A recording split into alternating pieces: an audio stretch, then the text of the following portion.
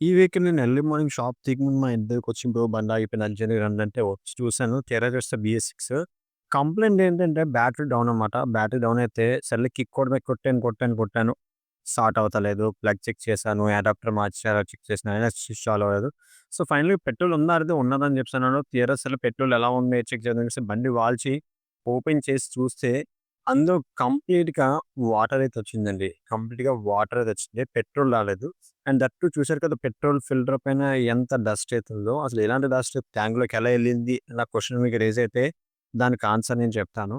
So, చూడండి ఈ సిరంజ్‌తో ఇంజెక్షన్‌తో తీస్తాను. దానిలోంచి ఎంత పెట్రోల్ ఉందో, అది పెట్రోల్ అయితే కాదు. కంప్లీట్‌గా వాటర్ అన్నమాట. చూడండి ఎంత వాటర్ అయితే వచ్చిందో దీనిలోంచి. సో, దయచేసి మీరు కూడా బైక్స్ కనుక వాడేటప్పుడు ఖచ్చితంగా V6 అయినా, V4 అయినా ట్యాంక్‌కి కవర్ అయితే మెయింటైన్ చేయండి. మెయింటైన్ చేయగలిగితే మీకు ఇటువంటి ప్రాబ్లమ్స్ అయితే ఉండవనమాట. సో, ఇది ఇంకేంటి ఇప్పుడు పరిస్థితి ఏంటి? మొత్తం ట్యాంక్ మొత్తం ఓపెన్ చేసి ట్యాంక్‌లో పెట్రోల్ మొత్తం అంతా డ్రైన్ చేసి చూసారా పెట్రోల్, వాటర్ డిఫరెన్స్ అయితే మీకు కనిపించింది కదా! చాలా వరకు నేను బయటకి పంపేసాను. కాకపోతే వీడియో అయితే తీయాలని చెప్పేసి కొద్దిగా అయితే ఉంచా అందులో. సో, చూసారు కదా! మొత్తం పెట్రోల్ ఆ ట్యాంక్‌లో ఉన్న ఈచ్ అండ్ ఎవ్రీథింగ్ ఓపెన్ చేసేసి, ఈ థ్రోటిల్ బాడీ మొత్తం క్లీన్ చేసి, అట్లనే అటువైపు ఈ థ్రోటిల్ బాడీ కనెక్ట్ అయ్యి ఉన్న ఈ ఇంజెక్టర్, పెట్రోల్ పైపు ఇక్కడికొచ్చిన పెట్రోల్ పైప్ మొత్తం అంతా కూడా నీట్‌గా క్లీన్ చేసుకొని ఫిక్స్ చేశాను.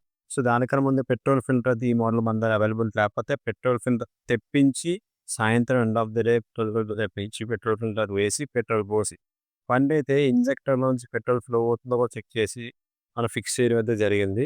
కాకపోతే ఈ వెహికల్స్ విషయానికొస్తే ఖచ్చితంగా బ్యాటరీ మెయింటైన్ చేయాలి, ఉండాలి. లేకపోతే కిక్ కొట్టలేమన్నమాట కాళ్ళు నొప్పి. కస్టమర్ ఫైనల్లీ బ్యాటరీ ఎప్పుడో పోయిందంట. తప్పక మరి ఏయించుకున్నారు. కొన్ని కొన్ని సార్లు ఫ్యామిలీ ఇష్యూస్ కూడా మనం ఆలోచించాలి. తప్పదు కదా! సో, ఇండికేటర్ అయితే సక్సెస్‌ఫుల్‌గా వర్క్ ఫైనల్‌గా బండైతే కంప్లెయింట్స్ ఏం లేకుండా స్టార్ట్ అయింది గానీ, బండి మాత్రం చాలా కంప్లెయింట్స్ ఉన్నాయి. ఇంటిమేట్ చేసాం. బ్రేక్స్ లేకుండా వెళ్ళొద్దు రిస్క్. ఎందుకంటే 1, 2 వస్తాయి.